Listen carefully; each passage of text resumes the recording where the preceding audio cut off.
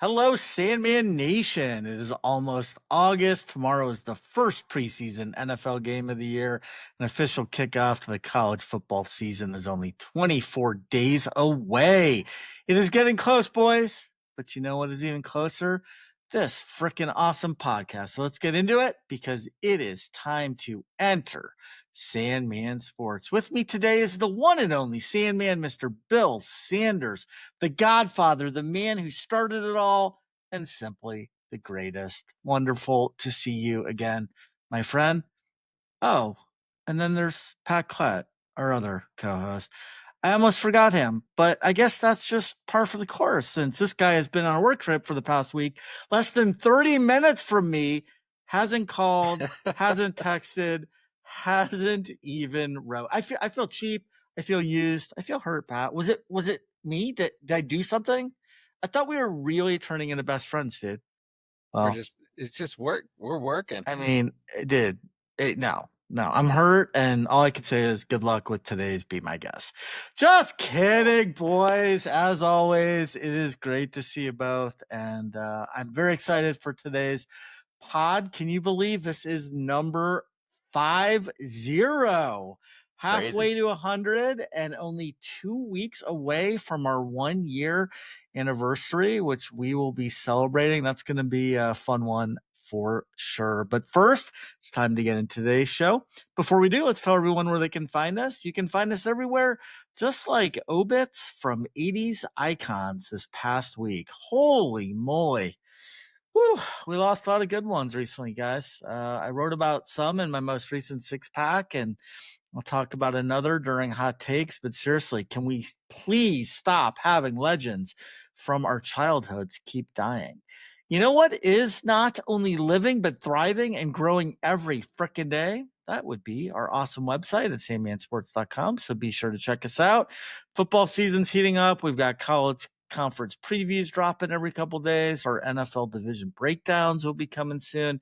We've also released articles this past week on Major League Baseball, the NBA, college basketball, the LPGA, a very cool esports feature, fantasy football, soccer, Sandman golf, crushing fades, Beerman six packs, and of course our weekly Fringe series. So check us out on our website and our app and on social media, Instagram, Facebook, YouTube, and TikTok. Okay, guys. Well, for today's opening, I want to talk about Happy Gilmore 2. Yes, the long-awaited sequel to the beloved 1996 Adam Sandler classic came out on Netflix last week. My son Cooper watched it the first day. He loved it. He begged me and his mom to watch with him for our Sunday night family movie night. And I got to say, I wasn't really expecting much, but I actually really enjoyed it, guys. And I got to say, a lot of people watched this movie. It had almost 47 million views over the weekend, becoming the biggest Netflix US film opening ever. I'll share more thoughts of mine on this in just a moment. But first, I just want to ask, have you guys seen it yet? I have. You did. You both saw it. Okay. Well, what do you guys think? Pat, you start us off. What do you think? Look, I loved the first round when it came out in the 90s. I had the VHS in college. Sandler for me is very hit or miss. Sometimes I love him, sometimes I don't, but I think he's kind of cheesy. And the other, Virginia Bennett could be number 2 for me all time. She's pretty good. Yeah. Dude, she looked great. Like she's aged well. But I only laughed about 3 times. I feel like it needed to be less cameo heavy. I feel like everyone he knows was like, hey, can you put me in the movie? And he's like, sure. And it was just, it was just like, come on. And so for me, it didn't really hit. The movie to me, it was also reminiscent of another golf sequel that bombed, and that would be Caddyshack 2. Oh, did you guys ever see Caddyshack? You think it was that? Oh yeah, I mean I can't get it out of my head. Okay, and didn't Caddyshack 2 they like transform the course into like like a weird mini golf kind of scenario? It was kind of there was some mini golf, and it was just this one didn't work for me. It also, the other thing, the Brooks Koepka playing to save traditional golf. I thought, is that a hint weird that he's coming back? Yeah, Bryson. I think it was a shot. He and Bryson, and I think it was a shot basically at Live. essentially. Well, It was kind of definitely, what they were yeah. creating, and yet they have Bryson and Brooks there. So I thought that was interesting too. I thought that was yeah. I didn't think about like whether or not that means they might come back, but it was an obvious shot at Liv, no doubt about that. What'd you think, Bill? I think Pat nailed most of the parts. I guess I was feeling I laughed maybe a handful of times, and I kind of liked the callbacks to the original. Yeah. Some of the cameos were cool. I thought the professional golfer guys did well. Even the legends, Jack and Freddie, and I thought that was kind of cool. I thought Scheffler was really funny in it. I thought he took the cake from the professional guys. There was just, I mean, it's a Sandler movie, so I don't want to nitpick the plot too much, but it's like the villain guy, he sucked. Like that guy, I don't know. He was bad. He wasn't great. And then there were just a handful of things. I don't know. There was a lot of just like crazy golf at the end. I don't know. It felt like it could have been a little bit more standard and still been enjoyable. Overall, it is what it is, right? I think Pat said this. It's like, what you're getting with Sandler. And I laughed. And we were down in Southern California for Will's soccer tournament, and one of his teammates was staying with us. So Will and Jacob watched it, and they were laughing. I mean, they thought it was pretty hilarious. So, and they're both 16, or Will's almost 16. Yeah. So, my 16-year-old son liked it too. Yeah. Maybe that's the I mean, Cooper thought it was hilarious. Target audience. Yeah. Right. Overall, I would say, did it need to be made? Did we need it? Probably not, but it was still a good throwback. Yeah, I think I liked it better than both of you guys, it sounds like. I definitely liked it more than I thought I was going into it. Happy, he's like more likable, I feel like, in this one. There's a lot of throwbacks and a lot of flashbacks to the original, as you guys both mentioned. The humor is, of course, still lowbrow, but I don't know. I thought it was entertaining. I loved the tons of cameos by current star golfers, and I thought there were some really funny ones. I mean, no spoiler alerts here, but when Scotty's done being the greatest golfer of this decade, he might have a nice stand-up career waiting. I mean, he was really funny. He was funny. He delivered really well, and so I don't know. Some of the Rory was terrible. Rory was terrible. Rory looked terrible. He did not look like, and honestly, the whole "that's what she said" scene from Xander. That wasn't even funny. Yeah, that was. And Kelsey, Travis Kelsey, that was unnecessary. Kelsey was not needed. Kelsey was weird. The nipples. What was the nipples are mine? Your nipples are mine, or something. I don't know. That was all kind of weird. So there was that. I honestly, the first 70% of it, I thought was like I really enjoyed. The last 30 minutes got pretty silly, and it was not a very. I mean, the ending was not great, but honestly, overall, it did exceed my expectations going into it, and I'm glad I watched it, and I'm sure I'll rewatch it at some point. So, but guys, it got me thinking. For the second part of our opening, I gotta know. This is a sequel 30 years in the making, one of the all-time classics of our generation, Happy Gilmore. What other movies out there, classics from the past, that don't have sequels right now, but you would love to see them make one? Are there any that jump out at you? Pat, you got any? Well, first of all, my question is, what would be more difficult to pull off? Is it remakes or a part two? I feel like the casting has to be good to please fans of the original if it's a remake. And that's a good, good catch. If you can also go remake route too. Good catch. So my question to you, would you watch a remake of Pretty Woman, Eric? If but Sydney would you watch Sweeney. a remake of Pretty? I was just gonna say, would you watch a remake if Sydney Sweeney was in it? So, so casting is important, but I don't know. I couldn't really think of many. I thought maybe Trading Places, Spies Like Us, some of those classic '80s movies. Oh, those are might great. be good to have like remakes. Like there's some great '80s movies that could be remade. I really think Trading Places could. That never had. Never had a sequel. But I don't know. Other than that, I thought maybe Singles, just to see what kind of soundtrack they come up with. That Singles soundtrack was awesome. Look at you. See what happened to Steve Dunn, Cliff Pontier, Janet Livermore. You know, so it's good characters. And Singles, that's something Sandman I thought would throw out coming from Seattle. Seattle. That's yeah. that good is call. an Didn't think of that obscure one. pull. Yeah. I'm in a big 90s grunge phase. 90s grunge. I was gonna say you have to be. I'm deep in it right now. Yeah. Yeah. I mean, there's no other movie that says 90s grunge like Singles. I mean, honestly. Yeah. It's a good call. Those would be mine. Any 80s movie I would like to see remade or sequel. I couldn't think of any part 2s though. Yeah. Pat nailed one of mine. I mean, that's awesome. It's a 2-pat with Trading Places. I just thought I did not think of that. How great would that movie be? The thing is I think you could come up with the Eddie Murphy character, Billy Ray Washington. Like you could come up with that, but then Dan Aykroyd, who plays that role? That's the one that I was kind of thinking like you'd have to cast that right.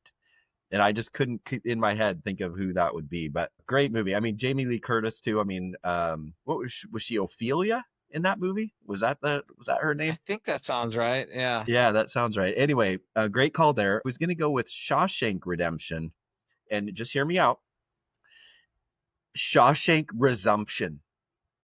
It's just perfect, right? No, I'm kidding. We can't touch that movie. We cannot touch that movie. Do not make a sequel of Shawshank Redemption. My favorite movie of all time. I have 2 other ones that I thought could be pretty interesting. Okay. The Princess Bride. Because remember he gives Inigo Montoya the Dread Pirate Roberts. And so you have Inigo Montoya as Dread Pirate Roberts, and Inigo just goes off and just goes through all these adventures and everything. I thought that could be pretty that's classic. a part 2, not a remake. It would be more of a part 2. Yeah, exactly. Yeah. And then this movie blew my mind when I watched it, and I felt like I was too stupid to fully understand what was happening in this movie. Inception.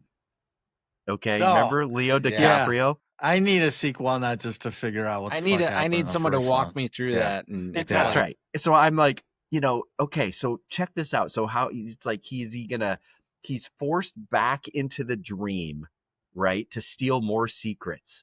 And then it's like, can he find his way out? And can they educate the audience watching this movie at the same time so that we all don't feel like idiots 20 years later? That's the trick. Right. Yeah. That's the trick. So yeah, those were mine. Yeah. How about you, Bierman? Yeah, those were good. So I went with all sequels too. This was fun to kind of think of some. I'll start with the one that I think is the most obvious. In my opinion, they should have done this decades ago. I think they've talked about it, but really, how could you not do a sequel to Ferris Bueller's Day Off? Oh, I mean, they should have done this 10, 20 years, later. Yeah. Made it a day off of work. He's burned out. He and Sloan have kids, stressed. They could do a remake. They could do a remake or Yeah. a part 2 on that one. You could do, yeah. So I'm gonna just go on record of saying I don't like remakes. Sequels I'm okay with. I mean, I think sequels sometimes they're good, sometimes they're not. I do not like remakes. Like Point Break is one of my 5 favorite movies of all time, and they tried to remake it. I don't know, 7, 8 years ago. One of the worst movies I've ever seen. Now, did you ever see Vacation? Yeah, I didn't like it. I didn't like the remake. Yeah, with Christina. They did a remake? I mean, there are. Yeah, it was funny. Ed Helms or whatever. Ed Helms. But I didn't see that. So yeah, remakes. I laugh more at that. And I think in the sequel, Cameron is really successful. He's got a hot wife, tons of money, because his talk with his dad, Morris, it changed everything. They forge a strong father-son bond, and when his dad tragically passes away, he leaves his entire fortune to Cameron. So, I mean, come on. This is Mr. George Peterson. I also think in front of the school in 10 minutes. I also think they could have done a role. sequel. I think they could have done a sequel to My Cousin Vinny. Oh. This time he's in like China or something. He has no idea the laws there. He's helping to consult a legal team there because his and Marissa Tomei's daughter was mistakenly arrested. fish out of water, hijinks ensue. I mean, come on, guys, sign Yeah. me up. That's Love that perfect. movie. And then I gotta just say a couple quick sports ones. Another golf movie from the 90s that honestly could have a sequel today, just like Happy, even though Costner's getting up there in age. I'm genuinely surprised Tin Cup has not had a sequel. I mean, maybe he finally learns to play it safe, or maybe he has a son that's a great golfer and he plays it way too safe. And Tin Cup has to teach him how to balance the two. Or maybe Romeo's son and Cup's son are rivals on tour, and those two have to play peacemaker. I mean, come on, the possibilities are endless. And then finally, one of the underrated gems from early of this century. What about the replacements? Shane Falco, played by the immortal Keanu Reeves, makes a real pro team after his great performance for the Washington Sentinels. He brings some of the old gang with him. There's some obstacles, of course, the team has to overcome, but they do because they have Keanu on their side, and Keanu never Is that the fails. one where he's like, he lived on a houseboat? Yeah. And Yeah. like, I mean, yeah. Yeah. Okay. I haven't seen it. Seriously, I remember that a little. are you guys don't fucking know what the replacements? No, Oh my I god! haven't seen it. watched it a long time. I'm not sure we can continue this podcast. I'm serious. I can picture it. I can picture Keanu in like a football jersey or Oh something. my god! Yeah. No, guys, I don't know. Guys, I don't know. Seriously, go watch before our next podcast. You both need to watch that movie. I'm not kidding. All right, homework. Thank you. Okay, gents. Well, as much as I'd love to keep talking about Keanu and great movies from the past, I suppose we should probably get into the rest of the show in just a moment. We'll play this week's edition of Be My Guest. Then we'll share our hot takes. Then it's Stone Cold Locks time, where we will briefly make our picks for the Wyndham Championship, which, by the way, guys, wraps up our golf picks contest for the year. We'll get more into that, and I'll share our standings a little later. But most of our Stone Cold Lock segment this week will be spent on more previews for college football conferences, which we kicked off last week. 2 more to come this week. Actually, 2.5, I guess, kind of. And finally, we'll wrap up with a college football themed top 5, because we just can't get enough of football these days. In addition, we'll have no fun and no shenanigans along the way, because I'm still mad at Pat for not inviting me to Skyline, and he's going to fricking feel my wrath today. So there we go. All right, boys. Well, it is time for mine and yours favorite guessing game. That's right. It is time for Be My Guess.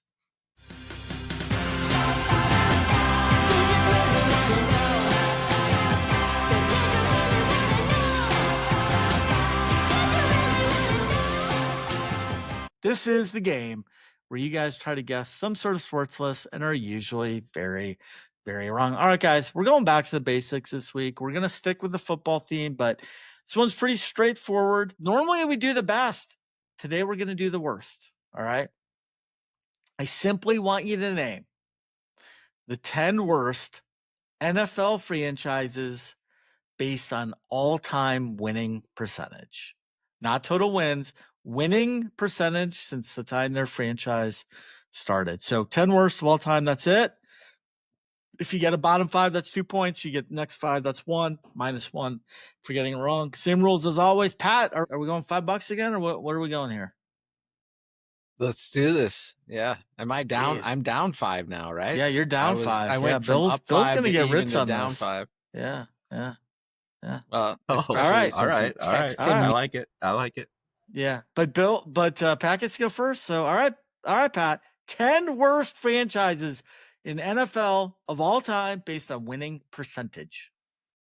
Arizona Cardinals. Yes. Arizona Cardinals, 3rd worst.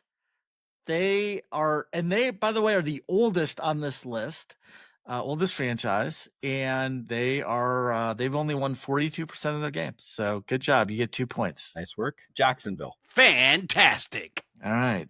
Jacksonville is the 2nd worst. They are just slightly above. So you got 2 points there. Yeah, they're right around 42% as well since 1995 when they came onto the scene. All right. What do you got, Pat? Cleveland Browns.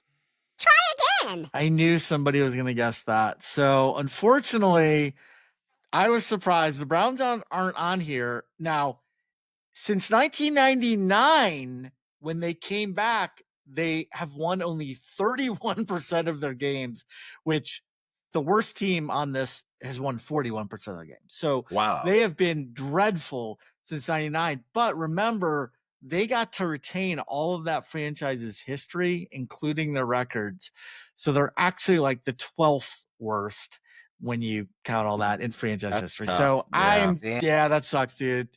That sucks. All Blame right. Bernie Kosar.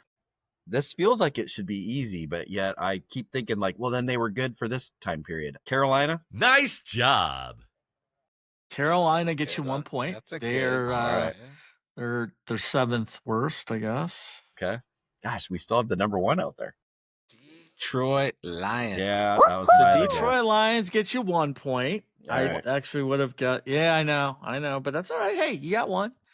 Houston? Perfect. Houston is a 2-pointer. Oh, nice. Okay. I'm I surprised thought that because was gonna. I they've was had some struggling bad there. years, but they've had some. I mean, they've made the playoffs a decent amount of times, but yeah, they're 5th worst, so he gets 2 points. Okay. Oh, All right. sh- Yes. Yes. It's all right. That's all right, dude. You I got was this. You get not the next- sure you about got- that one. There's 2 left in the top 5, so you got these. the Tennessee Titans. No. No, they're not on it. Oh man, I have been so close to. That was the other thing I was thinking. Tampa? Tampa is number All 1. right. I was gonna say it's a okay, little okay. it's a little misleading because I mean they freaking have won. You know, they've won a lot too, but they've won two Super had- Bowls. I mean, but the Didn't they have an early over season? they were 80s, so bad the late first 20 years. 70s. Yeah. Yeah, they were atrocious. All right. The Jets. Yeah, Yeah. baby. Ding, ding, ding, ding. The like the it. final bottom 5. Good Nice. job. Yeah. All right, I you're like still that. in this, dude. You got a Yeah. 2-pointer. All right. Shooter. We never really All right. talked about Shooter No, McGavin we either. didn't. Shooter we was didn't talk weird about in this. Shooter was weird. Oh, I liked what they did with Shooter. Is he I good? liked Is he it. bad? Are they fighting I saw at the that coming. By the cemetery? way, Like, I saw that coming immediately. I was I like, actually- they're going to be buddies. weird. I Weird. predicted it Yeah. too. I literally Yeah. told Jamie. Yeah. Yeah, I predicted what was gonna happen. That was weird. All right, All right. German, how many do we have left? Two? You Two got left or three? 3 Three left. left. 3 Three left. left. Yeah. 3 left. None of the top ones. Seattle. Goodbye. Nope. Okay. Good. I should give you it's a minus good minus 2. one. I That's should a give good you minus minus 2 one. for guessing your own. Cincinnati. They were so Bungle. bad. Amazing. Bungles. Yeah, I didn't think it. so. Yeah. Ooh. Nice. He's pulling up. You got a chance here. You got a fighting chance. There's 2 left. Ooh. Are these These tough? are interesting. Atlanta. Yes. Atlanta is correct. Oh, Atlanta nice. is the I was gonna 6th say worst. them. So you have the 10th worst is Ooh, left. this is tough. You unfortunately cannot win now. Oh, thank God. Well, what if I? Oh, because if we both for miss, you to, if we both yeah, miss, if you both miss, he's gonna keep getting minus All points. right. So there's no way. Good. but Pride point. Still back. pride What's point. this? 7-4. That him getting that one right. fucked Clutch. you. Just clutch. All I right. mean, Bill is phenomenal at this game. I mean, I don't know we're about gonna- that. We're but gonna start calling him Mr. Guess. Be my guest. Bill, Exactly. my guest. This team I is have a similar guess. to this team is similar to the Bucks in the sense that they used to be so bad. Yep. I think I might so have it. bad. Indianapolis Colts. It's a good guess, but no. Oh, that was my guess. All right. Nice. Pat.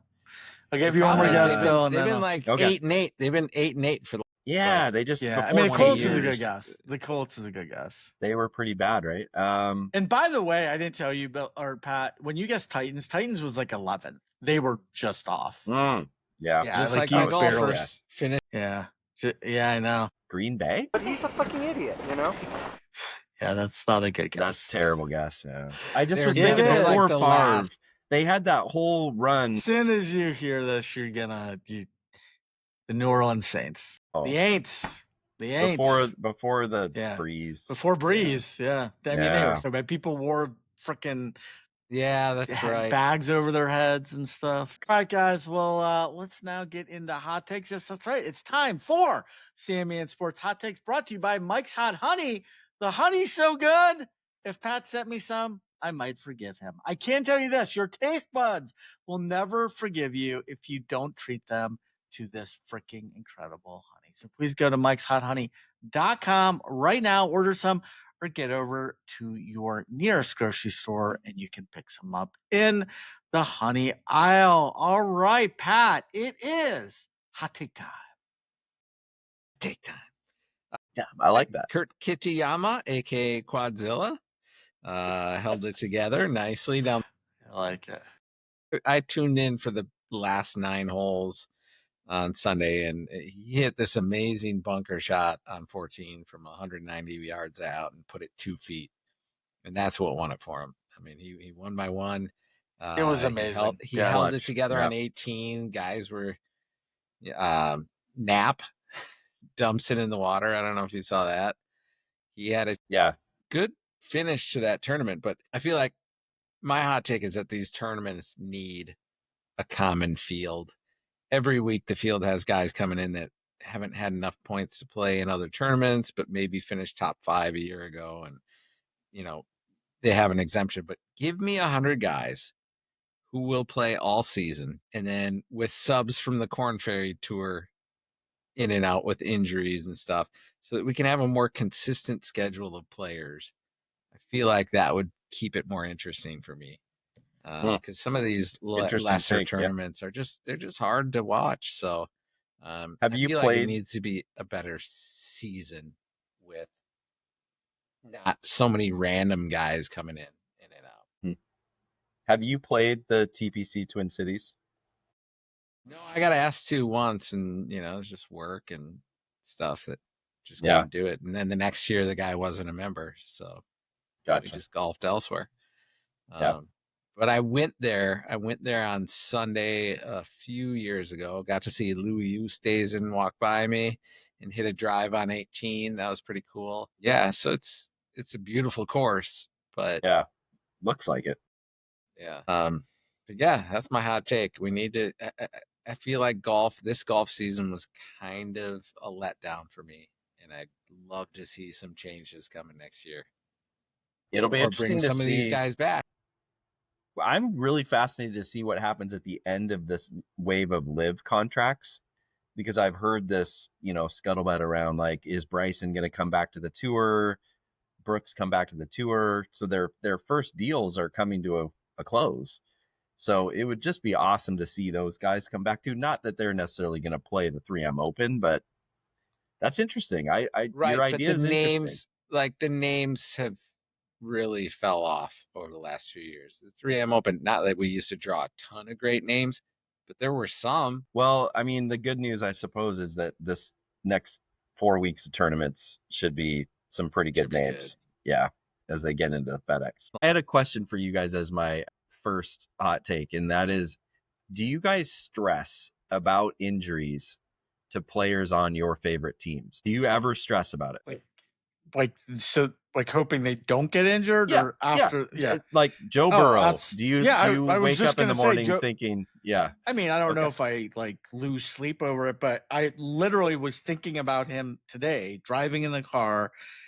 I was thinking about the Bengals, and I was like, our season is ruined if he goes down with an injury. Yeah, it just is. So we were thinking about Joe Burrow in Sydney Sweeney's jean outfit. Oh, that ad campaign is getting some. Dude, I don't understand. I don't understand the controversy. If he had a jean jacket, I don't get the controversy either. Joe Cool, he'd pull it off. He's a handsome young lad. Eric, you and I might just be wired a little more similarly in this regard, because Pat, I'm glad that you're not stressed. I mean, I'm a 51-year-old man that should not be this concerned about Seahawk players getting injured. I mean, there has just been this rash of key players going down with season-ending injuries, and it seems like it happens every spring training camp, right? But I mean, I just don't know why I'm so stressed about it. And then you've got a Mariners trade target, Geno Suarez, used to play for the Mariners, now goes to Arizona. Did you guys see he got hit in the hand the other day? And so they were x-rays came back negative, but they were really concerned that he was injured. And everyone in Seattle's hoping this guy comes back. And then it's like, oh, whoa. Now we're not sure he could actually swing a bat and like, get anyway. It's like, why do I get so spun up on this stuff? That's what I just don't understand. Chill out, Sanders. Like, you don't need to do. How's the Sam Darnold chatter up there? I mean, training camp just got rolling, so Everyone's like, he looks amazing. He's gonna no, I wouldn't say that. I think there's way more hype around Jalen Milroe. And not that he's starting, that he will start. That there's been no talk of that whatsoever. But they could use him in gadget plays and like tush push. He could be the tush push dude. Yeah, there's a lot of talk about that. They've been talking about a percentage that they're going to give him in terms of plays. And I think it's going to be fun because he'll play a lot in preseason, apparently. So that'll be fun to watch him. And of course, then you get the clips of him throwing these absolute dime bombs to Jackson Smith and Jigba and others. And it's like, everybody's like, oh, this guy's going to be so good. So anyway, I think it's, probably fool's gold. But all right, 2 other quick takes. Mariners got Josh Naylor. Nice little trade. Yeah, that was awesome. I thought you'd be happy about that. That's going to help you guys big time. Yeah, still need a few pieces. And then I just saw I saw before I jumped on the podcast that the closer for the Twins got traded. Yeah, Duran. And I mean, I don't know who these guys are, but I've never heard of either one of the players that they traded for him. So the Phillies. So I'm like, and apparently they're like their 5th and 6th best prospects. So they might be good players. But it's like, gosh, is that it? Like, Mariners, we could have got that guy. So anyway, that was good trade. Hopefully the Mariners aren't done. They need a few more pieces. And then my last one, and Bierman already mentioned it, and I won't go into it at length because I have a feeling Eric might. But I just wanted to send my rest in peace for Ozzy Osbourne, Hulk Hogan, and Theo Huxtable. I did see that you mentioned those guys in your 6-pack. So if you're going to get into those guys a little bit, great. But I'm not going to get into those 3. I'm going to get into somebody else. All right. Rest in peace. Well, I'll kick it off. Mine's going to be sports related. Yep. We lost a good one this past week, boys. A sports hero from my childhood. Ryne Sandberg passed away at the age of 65 after just a brutal bout with cancer. And this one hit me hard. Growing up in Texas in the 80s, I didn't have a natural connection, of course, to the Cubs. But like a lot of us back then, we had WGN. And if you had WGN, you watched Cubs games, whether you meant to or not. And I watched a lot of Harry Carey, watched a lot of Rhino, and Sandberg he became one of my guys. He was never the loudest, never the flashiest, but he played the game the right way. He was consistent, committed. He showed up every day. Just got done. He just got done with his glove, his bat, kind of quiet leadership. That, in my opinion, a lot more teams need today. And the numbers, guys, I mean, they speak for themselves. He was a 10-time All-Star, 9 Gold Gloves, 9. 7 Silver Sluggers. He was National League MVP in '84, over 2,300 hits, 282 home runs, almost 350 stolen bases, a 989 career fielding percentage. It was a major league record at second base when he retired. He's not just a Hall of Famer, guys. He's in the conversation as one of the top 5 second basemen of all time. Yeah, I mean, they're Hornsby, Joe Morgan, Jackie, maybe even Roberto Alomar are ahead of him, but he certainly belongs in that group, no question. He never played in a World Series. He came so close in '84 when the Cubs made it to the National Championship Series, but they lost to the Padres. But it was heartbreaking fashion. It was a best-of-5 series. Cubs won the first 2. Ooh, but then they lost the last 3. They were denied a trip to the series. Sandberg played great, though. Of course, he had a 368 average. It just wasn't enough. But even without the ring, he became an icon, and Chicagoans just absolutely adored that guy, and rightfully so. After playing, he stayed around the game, even managed for a while. But of course, he'll always be remembered for the impact he made as a Cubby. And now he's gone, just like that. 65. So so young. Bill kind of alluded to in the last week, we had to say goodbye to too many of the guys I grew up watching, wrestlers, actors, musicians, players like Sandberg, guys who just shaped how I saw the world during my formative years. And it's hard to not feel like just pieces of childhood are disappearing in front of you, and it's sad. So today I just want to say thank you. Rhino, thanks for showing us what it looks like to play with class and never making the game about you. You did deserve that World Series moment. I'm sorry you didn't get it, but your greatness was real. Didn't need a trophy to be real. So rest easy, Rhino. You were one of the best to ever do it, and we will not forget you. All right, guys. So my second hot take, I've said it before on the show. I do not like the preseason.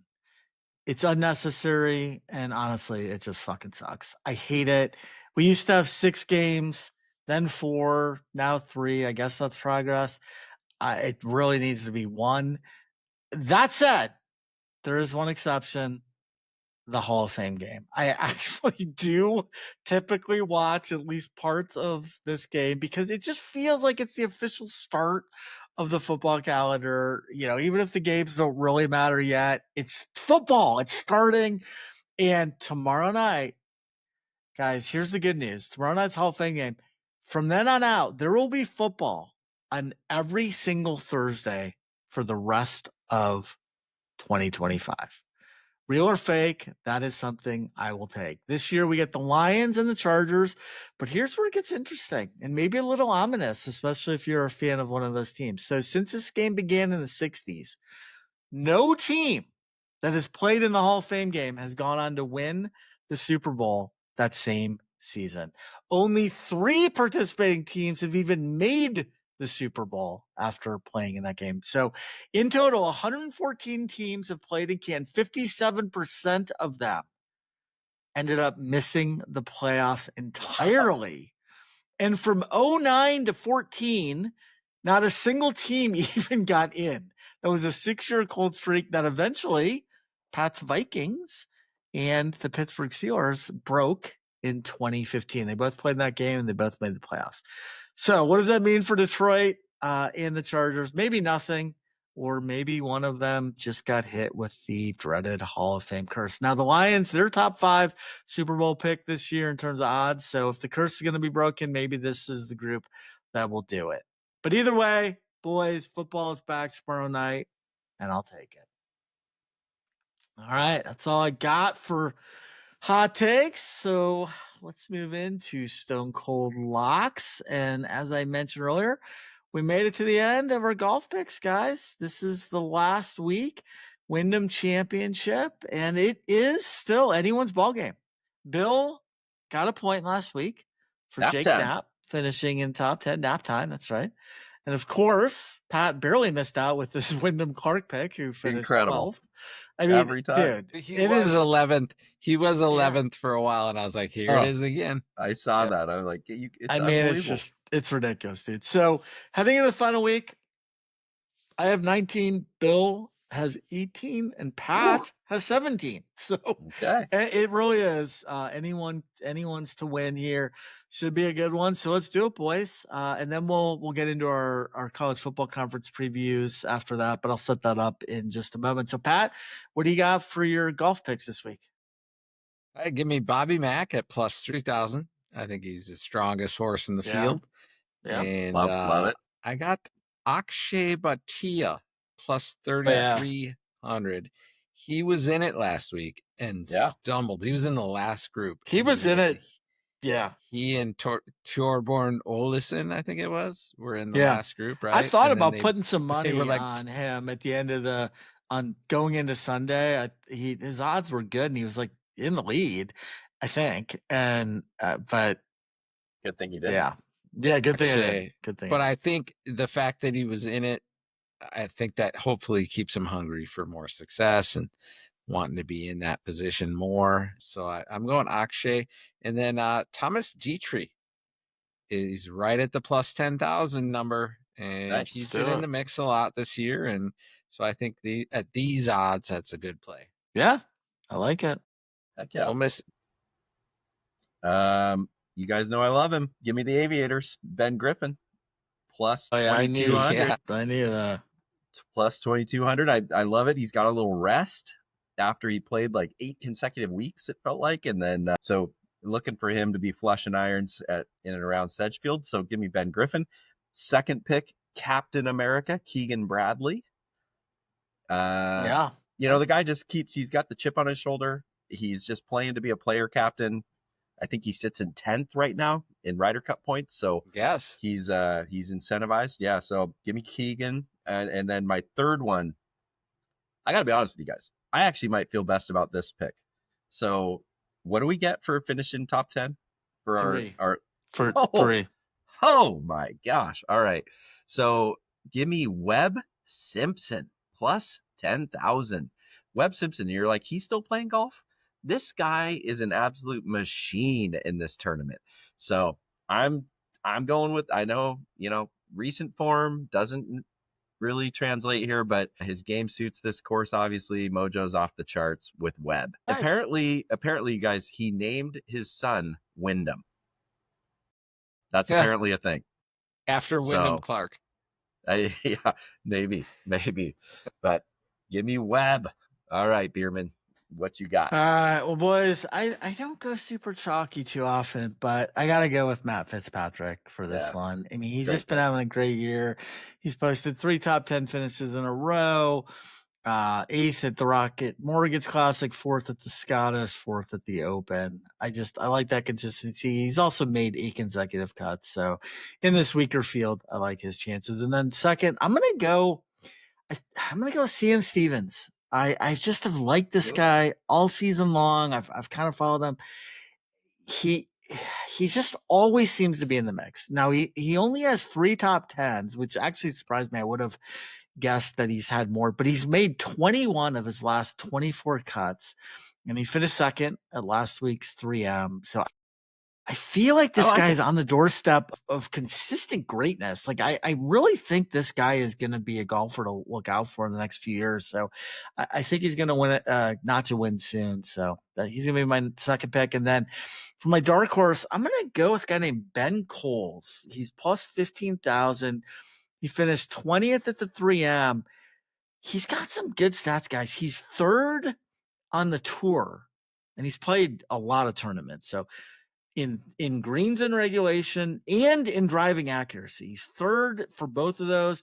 He's top 20 in ball striking. So I mean, that's pretty good. And you're like, well, what the hell? What's his problem? Well, his putting has been atrocious. He is not a good putter.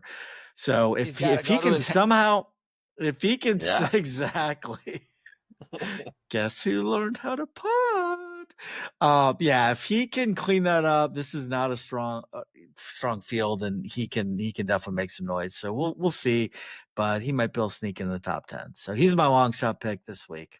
All right. Hey, how would you feel if you were Matt Fitzpatrick's former coach, and he dumps you, and he's rolling, and then just goes on a roll?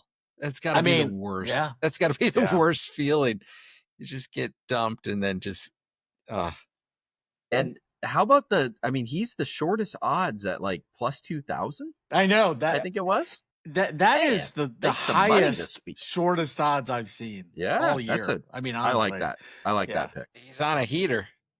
Yeah. I think he's gonna make some noise. All right, boys. Well, last week we kicked off our college football previews with the American Conference USA and the MAC, and today we will be all about the Mountain West and the Sun Belt. And we will briefly talk about the Pac-2 and the 2 remaining independents, Notre Dame and UConn. So as a reminder, for each conference, I'll ask you to answer the same 5 questions that we covered last week, and we'll cover for all the conferences. The questions were, first, I'm just going to ask, who do you think is going to win that conference? Who is your best long shot bet to win the conference? The most interesting over or under win total? A player to watch or best Heisman-ish candidate in that conference, and your best game of the year, a game to circle, can be in conference or not. All right. So we're going to start with the Fun Belt. Last year, Marshall beat Louisiana in the championship game, 31-3. And you guys might remember, I was high on the Raging Cajuns last year.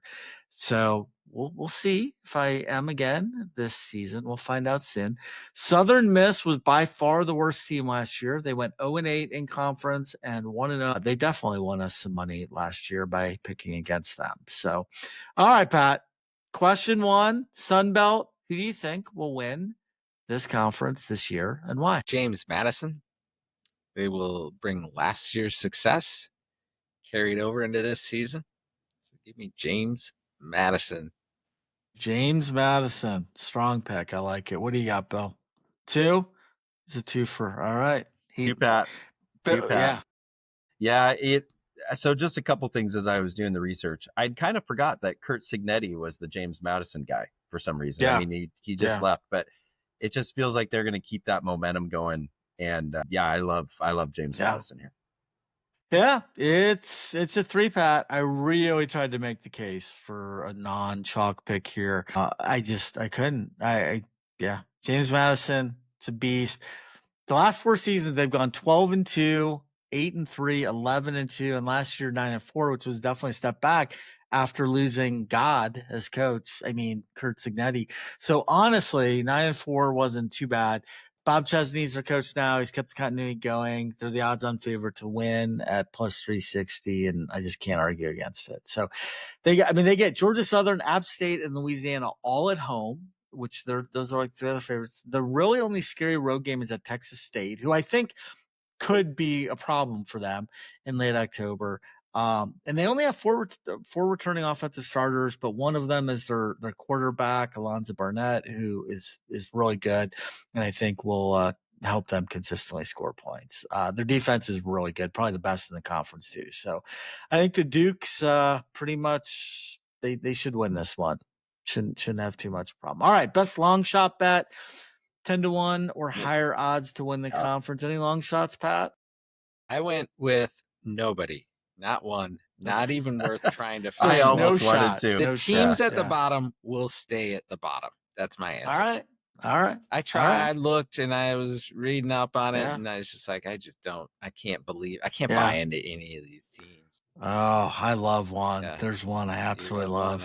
I hope mine is Eric's to hear. love, because I struggled same, Pat. I was trying my best to come up with something here. The thing about the Sun Belt is that it feels like they're all kind of just mediocre. Like they're all right around 500. That is so true. That's so true. If you can find that one that pops, like just gets a couple wins, maybe they can sneak in there. So I went with UL Monroe. That was my pick at plus 3,500.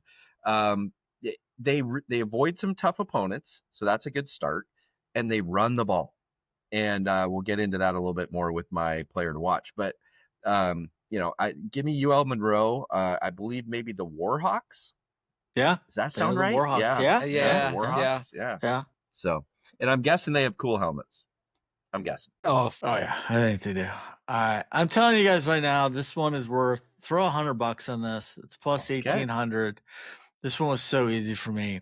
I gotta go with Southern Miss, and I know it's crazy considering I just told you they went 1-11 last year and 0-8 in conference. But hear me out, guys. This is not your grandpa's college football anymore. Teams can rebuild fast. Southern Miss has a new head coach in Charlie Huff, who comes over from Marshall, which I just said they won the conference last year, and he was their head coach. Similar to what Cignetti did when he left James Madison for Indiana, Huff brought over a lot of talent with him from Marshall, including quarterback Braylon Braxton, who was a front runner for Conference Offensive Player of the Year. They have 12 players on the roster who were starters last season, and believe it or not, this is crazy. Last year, in last year's recruiting, 2024, they actually signed the number 1 recruiting class in the Sun Belt. So there is talent on this roster. They've got a new proven coach. They have 25 players he is bringing over from last year's championship team. This is a totally different Southern Miss team. So do not let last year's record scare you away. I really like this team to surprise. All right, Pat, what do you got for most interesting over-under win total? I went with Ark State under. You have a completely new defense. Do you know what their number was? Under what? No, I don't have time to look that stuff up. 5.5. Bill, I think Eric's done with me. 5.5. 5.5. Way to bring it. But I will say Pat is on the right side of the chalk, it appears, because it's minus 180 on the under. So it looks like there you most go. everybody There is you with go. you on that one, Pat. All right, Bill, what do you got? I went, this is similar to what I did last week, I feel like, but I went with James Madison. So they're my pick to win it. 7.5? That's the over? I'm like, what? That seems crazy to me. I like the fact that, yeah, I'm looking at it right here on ESPN bet. What do you got? Like multiple TVs, and I got 3 monitors. You got 3 a whole monitors. thing going on, don't you? I got over 7.5. It is minus 160, so you're gonna have to lay a little lumber to win your $100. But that felt insane to me. Does it not? I mean, yes. They're not gonna get to 8 wins? Come on. Yeah, that seems. Dude, rocket. so I'm seeing 8.5. I'm seeing 8.5 as the current check win out total. ESPN At bet. minus 160. And no, I guess maybe.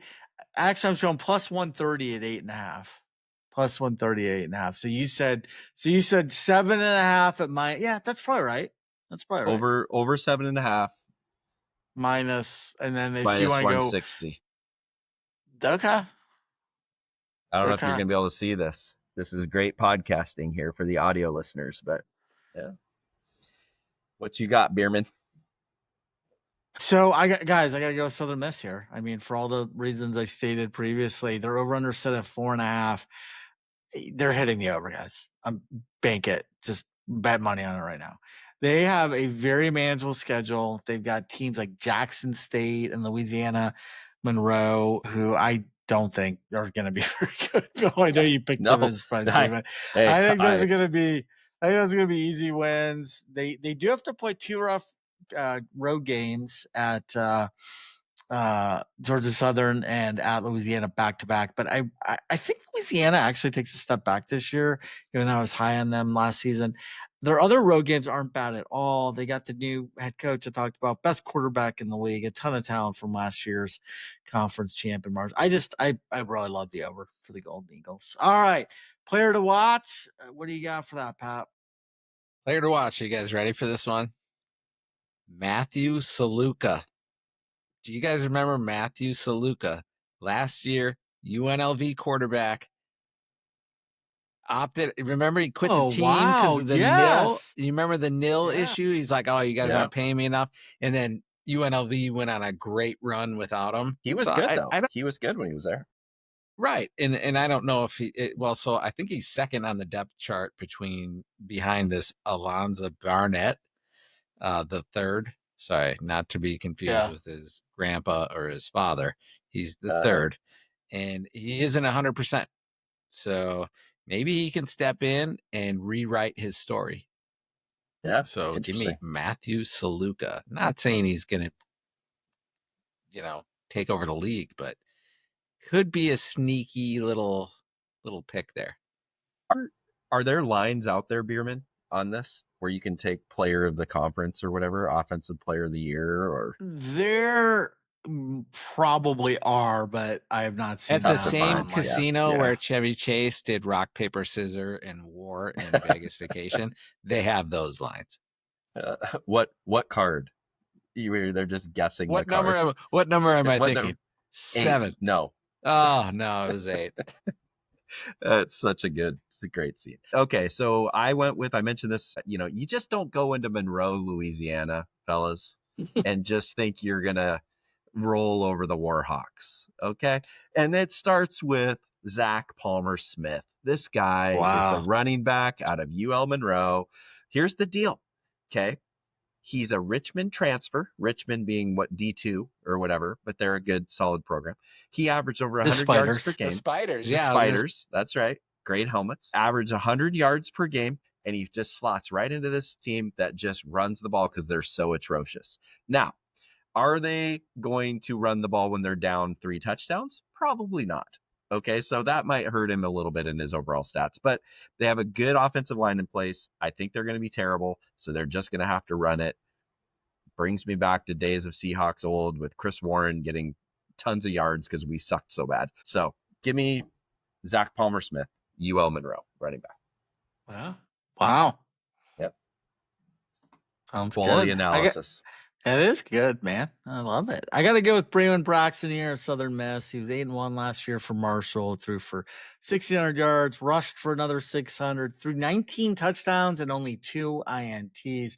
He's by far the best quarterback in the league, and I think he could be special. All right, Pat, best game of the year. What do you got? All right, Georgia Southern, aka against James Madison, September 20. I feel like the early season games are going to be the important ones because then you get to figure out, all right, is Gasso going to be a contender? Are they? Because people are kind of high on them, and I feel like, are they going to be able to compete? And this is their shot, and could be a shocker. Not the shocker you're thinking of, Bierman. Shocker with Like the a Gasso. shock. Yeah. Gasso. So shocker. I love it. I also have the Dukes. The Dukes are in my speaking of the Dukes, trading places as well. We've got all sorts of trading places references going on here. Looking good, Billy Sandman. Yeah, I feeling good, Patty Clet. I'm giving James Madison at Texas State, October 28th. Bierman mentioned Texas State earlier. We talked about them a few pods ago, I think, going to the Pac-12. So some interesting stuff there. And I think this game probably decides the conference championship unless Eric's Southern Miss thing goes crazy, which, you've got me sold on this thing.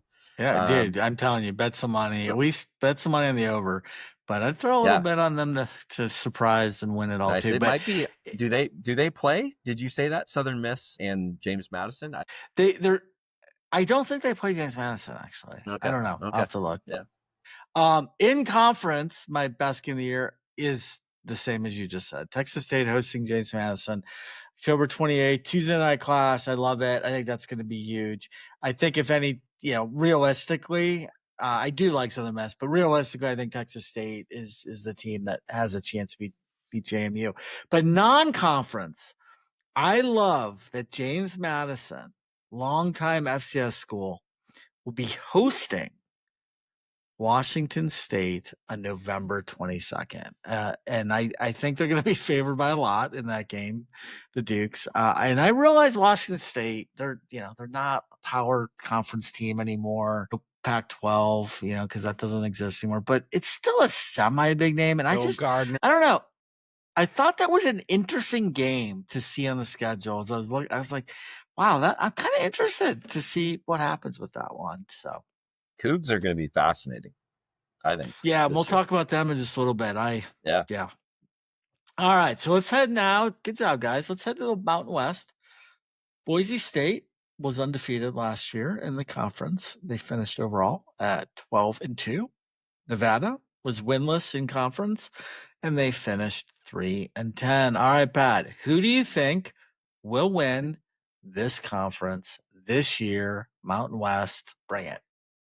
It's hard to go against Boise State being the top dog here almost every year. The Smurf turf is tough to win at for visitors, and they return a lot of players. So except for Jaunty, but otherwise, they're give me Boise State. I feel like this is my most confident pick yet in all of our conference of all time, ever, including the future. Yeah, Boise State, lock it. Yeah, I agree. I mean, they're minus 135 to win. Crazy. They're hands down favorite. They Pat alluded to it. They returned 14 starters, including the best quarterback in the league, Maddox Madsen.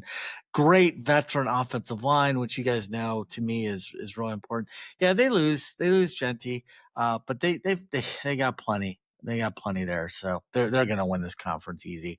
All right, but is there any long shot bets that we might think are worth taking? What do you got? We all love Boise State, so it's hard to pick one here, but I do like San Jose State possibly at plus 750 because they're missing Boise State and UNLV on their schedule. And you want to talk about lucky scheduling. I mean, that's nice. Pretty good. That's pretty good. So give me the Spartans as my long shot. Yeah, I don't love this just because I do think Boise State's going, but I guess I'll go with Air Force at plus 1,600. They were 5-7 last year, but they have 13 returning starters, including 8 on offense. And Troy Calhoun, guys, we've talked about. He's one of the most underrated coaches on this planet. So he's going to have them ready for every game. Prior to last year, the 3 seasons prior, the Falcons went 10-3, 10-3, and 9-4. So this team knows how to win, and they get Boise State at home. So I'll take a flyer on the Falcons. See I what see what you did there. All right, my win total: New Mexico State over. They have a new coach in Jason Eck, who had success at Idaho, and he brought some pieces with him, especially a strong backfield. So, yeah, give me Nice. New Mexico State. No longer, who's that one coach from Minnesota? He went from Minnesota. Like Jerry Kill. Jerry Kill Yeah. is out. So that'll Nice. All right. I went with Boise State. I mean, over 9.5. Come on, over. This team's not losing in conference. Yeah. And then their non-con games are not that difficult either. Eric mentioned the Wazoo game. I think you just mentioned that one. Well, that was James Madison. That was the Dukes. Yeah, but I think that Boise State gets Wazoo as well. So they're I mean, this felt like 11 wins at a minimum to me for Boise State. Yeah. So I love this one too. I got to go with New Mexico Lobos in the under 3.5 wins. Guys, this team is so bad. Yes, they went 5-7 last year, which was their best record in a decade. Think about that for a second. 5-7 was their best record in 10 years. But they lose their coach, Bronco Mendenhall, who bolts to go to Utah State, which is weird. Just that's weird that he left. He's Mormon. I mean, okay, but that tells you I think that he doesn't have a lot of faith in the Lobos. They also only have 7 returning starters. They have a new head coach, and they have by far the toughest schedule in the entire conference. So listen to this. They open at Michigan. They also play at UCLA, and they have away games against the top 4 projected teams in the conference. So they play at Boise State, at San Jose State, at UNLV, and at Air Force. Other than hosting FCS Idaho State, I do not see any gimmies on the schedule at all. So lock me in big time for the under with the Lobos. All right. Best Heisman candidate player to watch. What do you got, Pat? I think it's San Jose State. San Jose State. Yeah. They're returning a lot of the offense. Love it. I think he's in his second year. This is his second year quarterback. So nice. Yeah, give me that kid. I went with don't overcomplicate it, Sanders. Best player on the best team. Give me Maddox Madsen, quarterback, Boise State. Simple. Too bad. Yeah. You went with exactly. Yeah, something like that. Now this guy, he's special. He's gonna lead the team in the playoffs. So yeah, I like. Although I am curious to see the backup to or the guy that's gonna replace Genty. He's a redshirt freshman named Sire Gaines, who I think could be special. A lot of eyes are gonna be on him too because of just the curiosity of replacing Genty. And so if he shines, he's gonna get a lot of publicity. That's for sure. So could be interesting, but. All right, best game of the year in conference or not? What do you got there, Pat? UCLA, UNLV, September 6th. And that will determine if UCLA is like last year's team or if they are able to reset after losing a lot of players. Yeah. Should be a good one. All right. Didn't they get the kid from Tennessee, the quarterback? Nico Imavella. Yeah. Nice. Yeah, that should be a fun game. I went with Boise State versus UNLV, October 18th. That should be the only chance Boise State has to stumble, in my opinion. Okay. Well, I am so excited to see this one. I thought, Bill, you were going to say this when you started Boise State. I'm excited to see Boise State visit Notre Dame on October Mm-hmm. 4th. Notre Dame will be favored, but this is going to be these two teams' first meeting ever, and Boise State's first trip ever to the state of Indiana. If Boise State somehow pulls this off, they have the talent to, they will vault into the playoff conversation. So yeah, I'm looking forward to that one. All right, guys, real quick, let's briefly just talk about the Pac-2, Washington State and Oregon State, and the other two, the Independents, Notre Dame and UConn. We're not going to cover the first two questions because they're not relevant here. But Pat, we'll start with the over-unders. Any over-unders jump out at you for those four schools? Nope. They don't. Okay. They really just don't. God, What? he is so good. You're so Irish. good. I know, thought for he's sure not- you were Oh going to yeah, go Irish over. Yeah. Irish, Yeah, Irish over, over. I mean, come all on, the Pat. time, all day. Over the winter. That's right. That's got to be your pick. I already talked about this. I teased it a little bit. I just am so fascinated to see what Washington State does this year. I saw the over under at 5.5, and this is not a shot at the Cougs, but I just think the under 5.5 here makes sense. I mean, they've got the new coach, Jimmy Rogers. He comes up from the FCS. The guy runs the football, like play defense, run the ball. That's just not Cougars DNA through the years. And I think it's going to be, and plus they've got this QB, Zevi Eckhouse. This guy just lit up after, what's his face, the transfer, Johnny Mateer, transferred to Oklahoma. And when he was hurt last year, this Zevi kid came in and just hucked it all over the yard. I just think that they're going to have to take a step back to kind of get Rogers' program in a place. Feels to me, looking at their schedule, like there's just not a lot of super winnable games. Now I could be wrong. Maybe they go bowling, but give me the under 5.5 on the Cougs. Yeah. No, I like it. I consider that. I went in a different direction. I will preface this by saying I do actually think Notre Dame's going to have a good year, and I think they could still make the playoff, even with two losses. But I look at their schedule. Their over-under is 10.5. I think they can easily lose two games. They open at Miami, Florida. Then they host Texas A&M. They also play Boise State, USC, and Pittsburgh, who I think could give them some challenges. I really think there's two losses waiting for them somewhere. And last year they lost to NIU out of the blue, so don't count out a surprise loss either. So I like the under that. New All right, QB too, right? Yeah, New QB. Yeah. Best Heisman candidate or player to watch. Anybody here jump out at you, Pat? I got a guy. Guy by the name of Joe Pepitone. He's going to be great. Joe Pepitone. He can run the ball, can throw the ball, and he plays defense. He plays on both sides. He's like a Travis Hunter for this year. You probably haven't heard of him because I'm Irish and I can talk. Yeah. Is this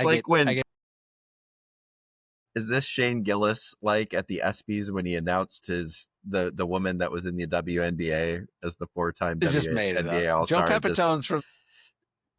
Oh, okay. Yeah, the name sounded familiar, but yeah, no, I didn't know. I didn't know that. Pat, again, I feel like you're letting your Irish brethren down. The best running back in the country plays for Notre Dame, Jeremiah Love. This guy is a Heisman hopeful. He was I think he's going to be the best back, stud player to watch. Jeremiah Love. Yeah, I'm actually really interested in seeing quarterback Malik Murphy for Oregon State. He's very highly recruited by Texas a couple years ago. He went to Duke where he put up great numbers, especially for playing at Duke. And I just think he's going to be good for Oregon State. I love the Irish versus Boise State, October 4th. I think it's Boise State's only loss. I think it's their only loss on their schedule. And I think the Irish get it done at home. That should be a fun one. Yeah. Yeah, I already mentioned Boise State and Notre Dame in October, which I think is going to be interesting to watch. But I'm going to actually go with the Civil War. I'm going to go with Oregon State at Oregon. Nice. Come on, September Beavs. 20th. The Beavers haven't won in Eugene since 2007. And I know this sounds preposterous, but I have a sneaky feeling that Oregon State is going to win Let's that go. game. Let's go. I almost picked the Beavers for over 6.5 when we were Me doing it, too. because I think this team is going to be much better than last year's 5-7 record. They have 12 returning starters. I mentioned Mike Murphy as their quarterback. So even if the Beavers lose that game, and they will be big underdogs, I still think it's going to be close. So I like them to cover whatever that line is. And, I think there's always bad blood in that, but now that they're not in the same conference, and Oregon, I think the perception is they screwed him and left him. I don't know. I think it's going to be an intense game, as it always is. So interested to watch it. All right. Well, boys, we just spent the last 2 episodes previewing the Group of 5 conferences, including the MAC, the American Conference USA, Sun Belt, and the Mountain West. So for our top 5 this week, we often like to think about and talk about the big boy programs. And next week we are going to start 2 of our next 4 previews on the big conferences. But today I want to give a little more love to the smaller schools, because there have been a lot of great players to come out of these programs over the years who were just incredible to watch in college. So today, let's do our top 5 favorite Group of 5 football players of all time. Now, I will allow Notre Dame, UConn, Washington State, and Oregon State to also be included in this top 5, since we just talked about them as well. But you can only pick one player from any one school, so no loading up from any one college. These can be from a long time ago. They can be recent. They can have ended up being great pros or really big busts. Doesn't matter. It's just players who played at one of those schools that you loved watching when they were in college. All right, Pat, what do you got? All right. Ben Roethlisberger. Okay. Out of Miami, Ohio. Yeah. I mean, I didn't watch him. I just know, that's I did. when I think of Miami, Ohio, I think of Ben Roethlisberger. Okay. That's their big one. I still hate that and guy. then I do too. When I went to Miami, he was good. He was good. Never. I mean, he did a lot for Miami in terms of but most people know he went there. But Pittsburgh, he played for the Steelers, and I'm a Bengals fan, so I've never. Tough crowd. And then my other one, I went with it's a 2-pack of Joe Flacco and Rich Gannon from Delaware. And I'm pretty sure I know Flacco went to Delaware, but I feel like Rich Gannon went to Delaware. I don't think Gannon did, but all right, we're gonna find out. But I know Joe Flacco did. But I feel like Rich Gannon was a no, definitely Flacco did, because Flacco was an honorable mention for me. Let's see. I might have to give him an apology. Let's see. Gannon Delaware went. Yeah. Did he? Yeah. Delaware. I owe you an apology. Is Delaware.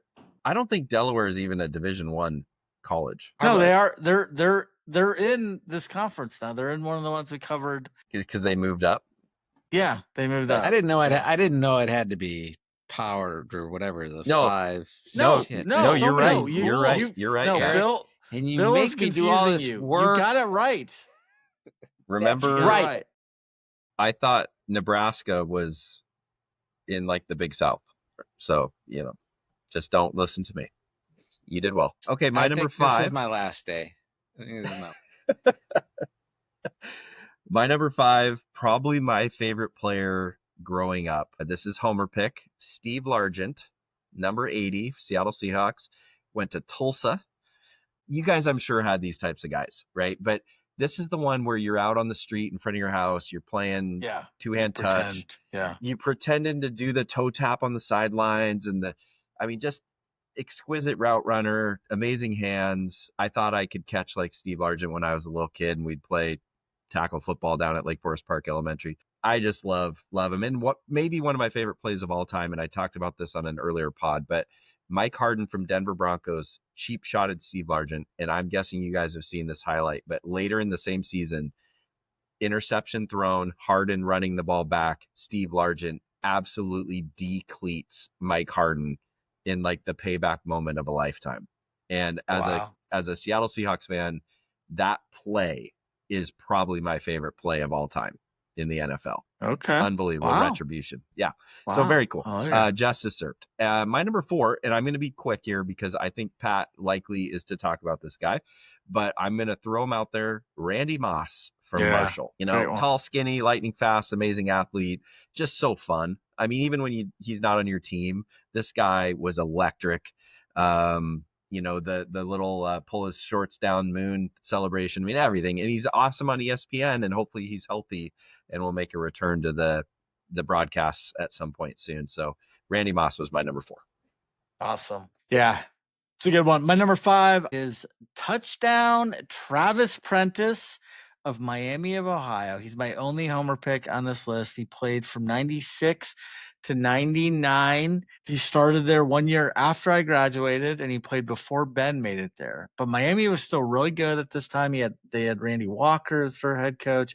And one major reason why they were so good was because of touchdown Travis Prentice. First, he is number 1 all-time in rushing yards for Miami with almost 5,600 yards. But the real reason he's on this list is his nickname was Touchdown Travis for a reason, because in 96, he set the all-time rushing record for touchdowns with 73, surpassing Ricky Williams, who said it was 72 the year before. Prentice's record stood for 13 years until Wisconsin's Monty Ball broke it in 09 with 77. Then Keenan Reynolds of Navy obliterated it with 88 in the mid 2015. But to this day, Prentice is still number 3 all time on the rushing TDs list, and he's a Red Hawk. So he's my number 5. And then, guys, I got to go with my patented twofer for my number 4 on this one. And I got to admit, I haven't done that in a while, but I just couldn't separate these two. I'm going with Timmy Chang and Colt Brennan of Hawaii. Back in the early 2000s, Hawaii was so fun to watch because all they would do is pass and score, pass and score, pass and score. They'd play midnight games, and I was still in my 20s, early 30s back then, so that was still a possibility for me to stay up and catch those. But I just remember both those guys. You know, Chang was first, 2000 to 04, and then Brennan right after him. Chang's third all time in career passing yards with a little more than 17,000. Brennan was no slouch either, throwing for more than 14,000 passing yards. He also played in the NFL for a couple of years. Sadly, he died in 2021 due to a fentanyl overdose, but doesn't take away from either what he or Chang did on the field in the early 2000s, and they were just a lot of fun to watch. So they're my number 4. All right, what do you got for your number 3 and 2, Pat? I went with the Steve McNair, Alcorn State. I don't think Alcorn State is in any of these, but we'll take it. I didn't know it was packed. I mean, come on. You got to. What is it? The Power 5 or something? The Group of 5. What's the Group of 5? I don't know. You have so many rules. I know it's Eric. very so many rules. It's very confusing to read. So English Walter Payton of Jackson State, does that not count either? All right, I'll go Randy Moss. No. Walter Payton. Wait, I thought that was going to be your number 1 for sure. Oh man. I don't know. Let's go Randy Moss. You guys. Oh my God. Randy. This oh my God. All right. Eric. Randy. All right. Bill, save us, please. Pat, did you have something else? Yeah, I have something to say to Eric Bierman with all your rules. All right. I'm sorry that I asked you to prepare. I thought it was small schools. I thought it was small schools, guys who went to small schools. Yeah. Okay. What happened to McNair? He got killed by a girl. Yeah, by a woman that he was his mistress. Horrible. Yeah, I remember there being something tragic. I just didn't remember what it was. Wow. Yeah. He was good. I think next week's top 5 should be favorite letters of the alphabet. Yeah. And your number 5 will probably be 3. You know what I like about you, Eric? First of all, I'm not going to Augusta with you, even if you ask.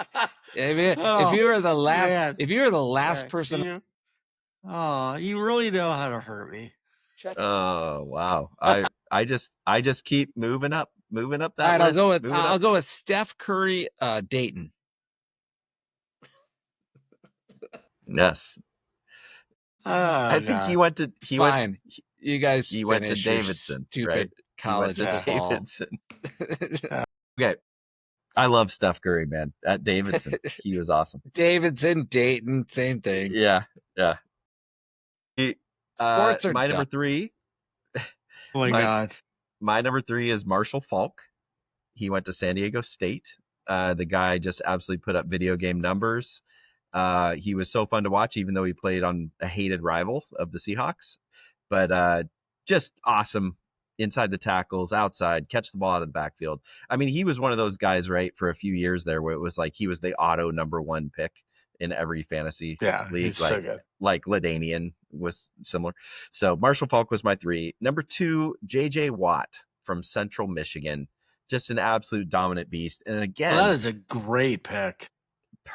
Painful, right, as for a Seahawks fan, because he was so good with Arizona, just an absolute wrecker in the trenches. So JJ Watt was my number. Yeah. Oh, that's a good one. So my number 3, I got to go with the only defensive player on my list and the only guy from Notre Dame. Being a Michigan fan, I've never been a big fan of the Irish, but I do respect them. And in the late 80s, they definitely had Michigan's number. They frustrated me, and for some reason, I still always love one of their defensive guys. I'm going with the guy named Mr. Chris Zorich. This guy, he was bald. He was relentless, disruptive. He was just a badass. He originally signed as a linebacker, but he moved to nose tackle. He was so good in the trenches. He was an All-American several years. He won the Lombardi Award. He was a unanimous All-American selection his senior year. He, in the final game of his college career, he was the MVP of the Orange Bowl. He was a member of the last Notre Dame national championship team back in '88. He played 6 years in the NFL, mainly for the Bears. So he was great. And then my number 2 for this guy, I remember thinking the first time I saw him play, Memphis has a football team. Talking about D'Angelo Williams, watching this guy run, even for a small dinky school like Memphis, was just so awesome. I remember being at BW3s one time, and a guy next to me, we were watching the game, and he's like, "Oh, he's great in college, but only because he's playing against nobodies, and he's going to suck in the pros." Well, he's not going to be in the Hall of Fame, but he definitely did not suck in the pros. He was actually a very good running back, very underrated. He was the NFL rushing touchdown leader twice, both in 2008 and in 2015. I had him on my fantasy team in 2015, so that was nice. In college, he was a first-team All-American. He was a 3-time Conference USA Offensive Player of the Year. He's number 1 all-time in rushing yards for Memphis with 6,026. Number 2 has 3,500. He has almost twice as many as the number 2. His number 20 is retired by the team. He was just a stud in both college and pro. So, all right. What do you got number 1, Pat? Wait, with Randy Moss, Marshall? Okay. He's my Great. 3 and my Great 1. pick. Yeah. No brainer. No brainer for sure. Yeah. No, actually, Yeah. the other one I thought was small school, big player was U of Tennessee, Chattanooga, Terrell Owens. But Wow. the pop. That's where he went? Yeah. Yeah. But U of Tennessee, Chattanooga. Man, that's crazy. How do guys like that slip through the radar? Like, and just end up at a Be a Chattanooga? monster. Yeah. Yeah, just insane. My number 1, top 3 Seahawks of all time. Had to throw in another homer pick. I went with Bobby Wagner. He went to Utah State, 2nd round pick in 2012, the 47th pick in the draft. This guy's led the league in tackles 3 times, 6 times All-Pro, 5 times second team, 10-time Pro Bowl, consummate leader, absolute stud in the community. This guy is hands down one of my favorite professional athletes of all time. Absolutely love Bobby Wagner. And when he left to go to the Rams, heartbreak, came back to the Seahawks. And this is now late stages of his career, right? Leads the league in tackles. And I mean, the guy is just absolutely phenomenal. So Bobby Wagner, I got to throw him in there as my number 1. love it. Love it. My number 1 is Bill's number 3. Marshall Falk, San Diego State. He played for San Diego State from 91 to 93. He's the only NFL Hall of Famer on my list. Just a complete stud. Listen to these accomplishments, guys. He was Super Bowl champ. He was NFL MVP in 2000, 3-time NFL Offensive Player of the Year, 7-time Pro Bowl, 2-time NFL scoring leader. He's in the Ring of Honor for both the Rams and the Colts. His number 28 was retired by the Rams. He was in college. He was a 2-time unanimous All-American. He was WAC Offensive Player of the Year in 92, 3-time first team All-WAC. His number 28 is also retired by the Aztecs. And then he had 4,786 career rushing yards for the Aztecs. But believe it or not, that ranks him only second all time. And some guy named Donnell Pumphrey ran for 6,405 yards between 2013 and 2016. Now, Falk only played for 3 years, but still. Marshall's my number one and one of the best to ever play. Yeah. All right, guys. Well, that was fun talking about some great players at some of the less heralded programs out there. All right, Bill, speaking of football, I know it's fast approaching, and you sent a teaser email out the other day.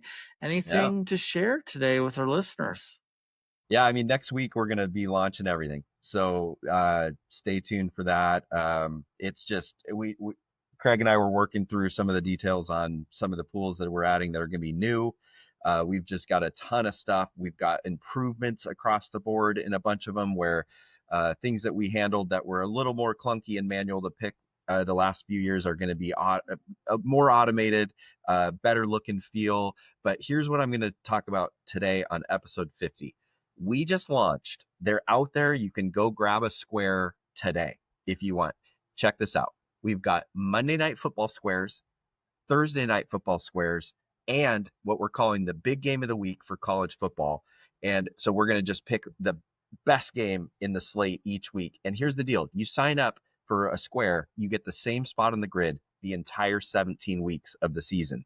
Okay. Now it's $25 a week, so it is expensive. It's $425 per square.